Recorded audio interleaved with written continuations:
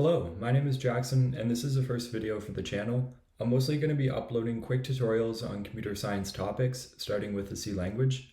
I'll do my best to explain the syntax. These videos are intended for those who have some experience with programming and are just new to this language.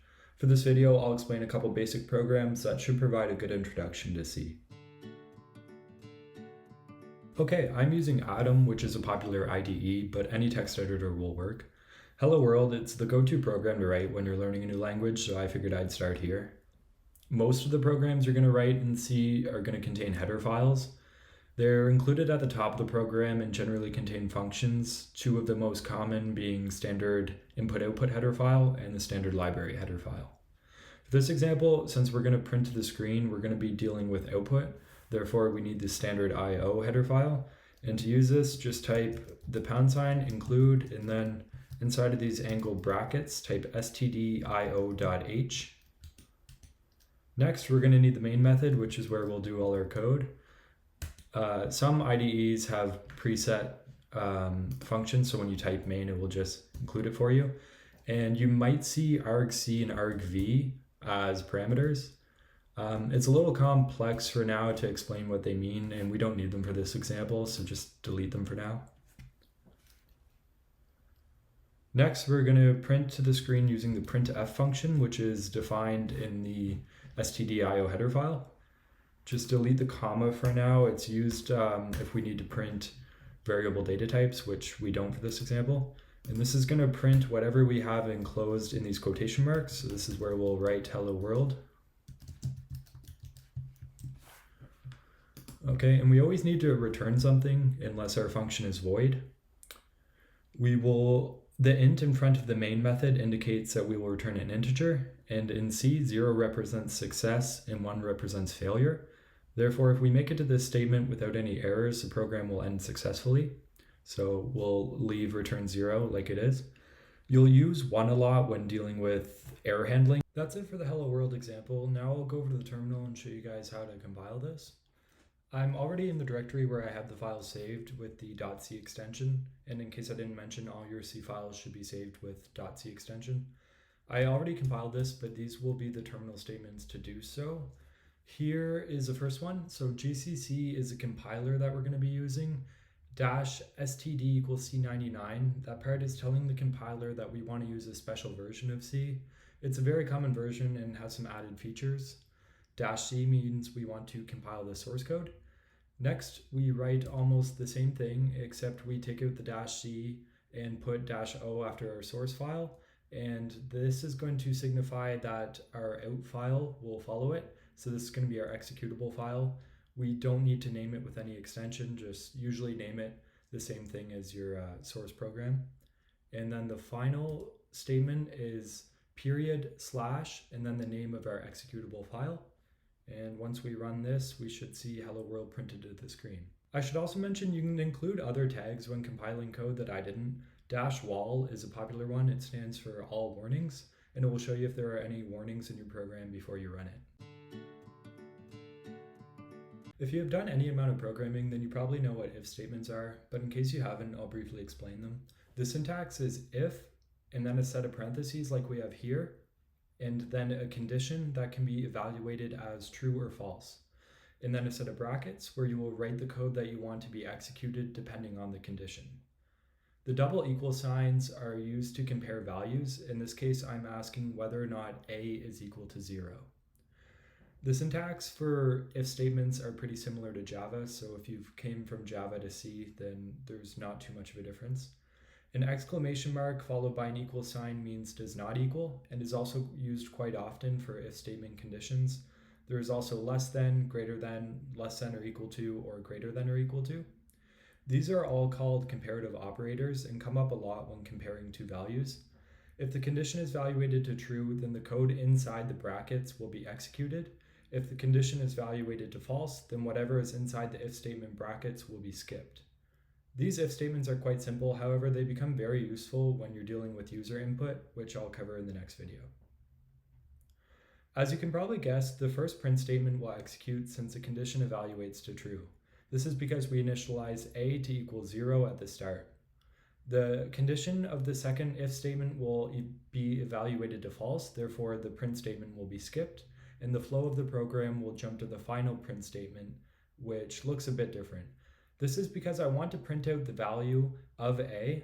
It's a little pointless in this example because we know that a is equal to 0, although it's a useful technique that I wanted to explain.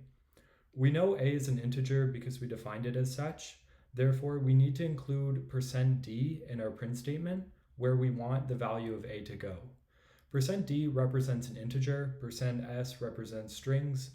What you want to include after the percent sign depends on what data type you are trying to print out. I'll link a page in the description of this video with information on how to print out other data types.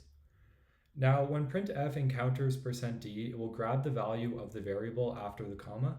%d is just a placeholder for an integer, and we need to provide it with the integer that we want to be printed. We can use multiple placeholders to print multiple data types at a time.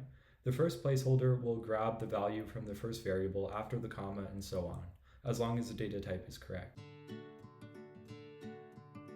Hopefully that makes sense, and I'll move on to while loops. So similar to if statements, we give while loops a condition which is contained in its parentheses. If the condition is true, then we will execute the code inside the brackets until the condition is not true. Computers are great at repetition, and this is something that loops take advantage of. You can perform repetitive tasks really easily. Inside the while loop, you're going to want to be doing something that affects the condition in some way. Usually it's incrementing or decrementing a variable, which is compared to some value in the condition like we have here. This is important because if we have a condition that is evaluated to true, and we are not changing the variable that causes this condition to be true, then the code inside the while loop will be executed repeatedly until we force the program to end. This is referred to as an infinite loop and is something that we definitely want to avoid. So here I'm initializing the variable a to equal 0 and then saying while a is less than 5, print high to the screen. The a++ is shorthand notation for a equals a plus 1. I want to increment a after each time that I print high to the screen, resulting in high being printed 5 times. If I were to delete this line of code, then we would end up with an infinite loop because a would always be set to 0. And here is the results when I run the program. I compiled it before I started recording, but it's just the usual statements that we did with the Hello World example. Next is another type of loop called the for loop. They're nice and concise once you understand them, and I find I use them a lot more frequently than the regular while loop. Here's what the code looks like. I'm basically doing the same thing as the last example, printing something to the screen 5 times, just with a couple less lines of code. Generally, there are 3 things that go inside the for loop's parentheses. First is a variable initialization, if it's the first time using the variable. Next, the condition, like we did in the last while loop. We will have it execute as long as our variable is less than 5. The last thing in the parentheses is our increment or decrement to the variable. It goes here instead of in the loop like we saw with the last example. It's also important to note that semicolons are needed after the initialization and the comparison, but not the increment. And the compiler will actually complain if you try to include a semicolon after I++. Also in C, programmers tend to use I, J, and K, and so on for for loops. So like if you see a for loop inside another for loop, it's called a nested for loop.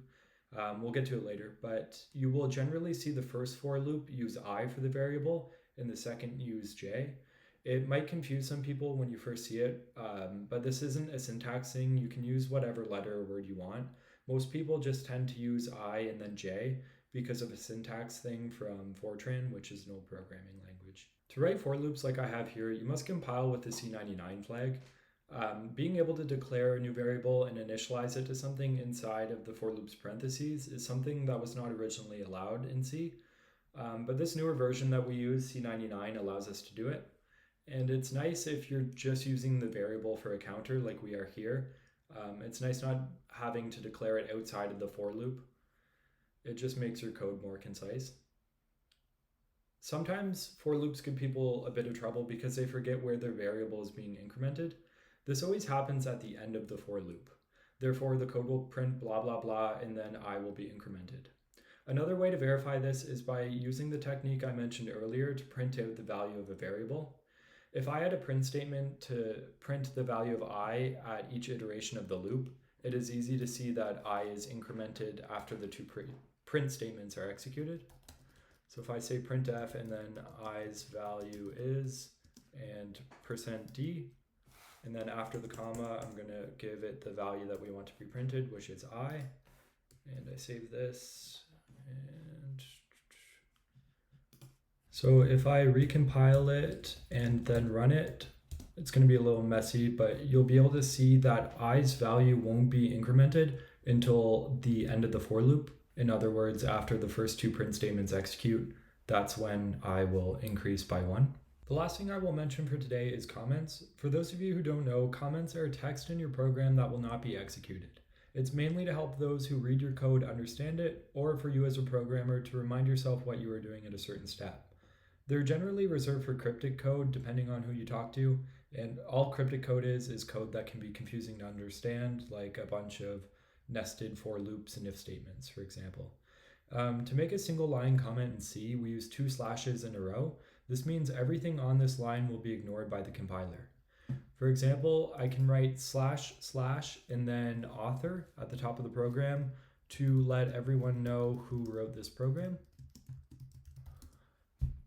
Or if I don't want to print out the value of I right now, I can comment out this line, and when I run this, it would only print blah blah blah 5 times in a row. It wouldn't print out I's value because this will be ignored.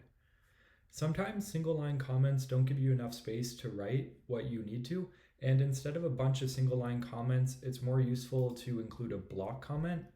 And to do this, you type / immediately followed by an asterisk, and then you end the block comment the opposite way, so an asterisk and then a /, and anything you include in here will be ignored by the compiler as well.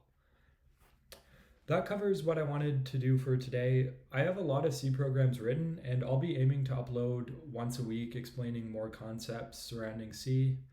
This language gives people a lot of trouble when it comes to memory, and that's something I'd like to try to clarify for those who are interested. So please consider checking back for additional videos if you enjoyed this one.